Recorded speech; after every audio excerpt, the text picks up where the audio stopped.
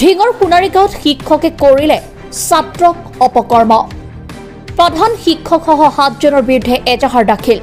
নগাঁও জিলাৰ বটদ্ৰৱা শিক্ষাখণ্ডৰ অন্তৰ্গত সোণাৰীগাঁও মধ্য ইংৰাজী বিদ্যালয়ৰ প্ৰধান শিক্ষক মহম্মদ আলীৰ বিৰুদ্ধে এজন ছাত্ৰক অপকৰ্ম কৰাৰ অভিযোগ উত্থাপিত কৰিছে ছাত্ৰৰ অভিভাৱক আৰু অঞ্চলটোৰ একাংশ ৰাইজে।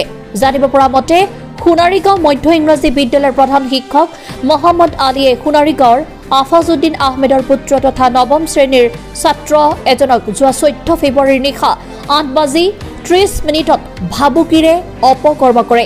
ছাত্ৰজনে পিতৃক অপকৰ্ম কৰাৰ ঘটনাটো অৱগত কৰোৱাত পিতৃয়ে পৰিয়ালৰ সদস্যক লৈ থানালৈ যাওঁতে বাটত মাৰধৰ কৰাৰ লগতে অশ্লীল গালি-গালাজ কৰাৰো অভিযোগ উত্থাপিত কৰিছে ছাত্ৰগৰাকীৰ পৰিয়ালৰ সদস্যই।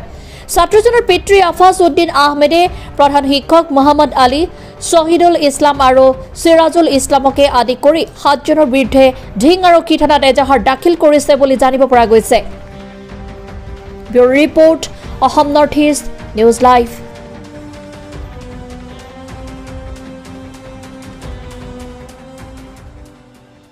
ক্লাছ 9ৰ ল'ৰা এটা টিউশ্যন কৰিবলৈ যায়, সদায় গধূলি যায় আহোঁতে 7টা 7:30 টাইম হয়।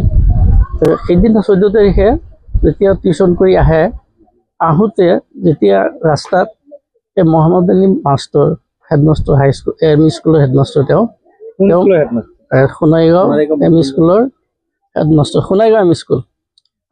আহোঁতে ল'ৰাজনক মানে ভয় ভাবুকি দি মুখত খোপা দি আপোনাৰ জংঘলত লৈ গৈ তেওঁ মানে অনৈতিক কাম কৰে, ধৰ্ষণ মানে অনৈতিক কাম কৰে।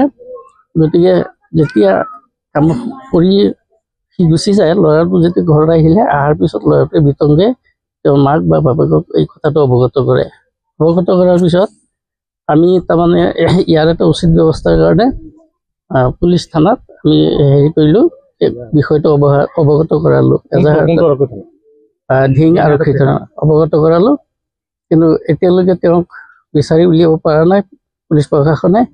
আশা কৰোঁ অতি সোনকালে তেওঁক কৰায়ত্ব কৰক আৰু বিচাৰি উলিয়াই অতি সোনকালে উপযুক্ত শাস্তি দিয়াৰ ব্যৱস্থা কৰক, যাতে এনেকুৱা কাম আৰু আগলৈ কেতিয়াও নহয়। সমাজৰ কাৰণে এইটো এটা বহুত এটা আপোনাৰ ক্ষতিকৰ কাম। গতিকে এনেকুৱা কাম যদি সমাজত হৈ থাকে, সমাজৰ আমাৰ বৃহৎ ক্ষতি হ'ব।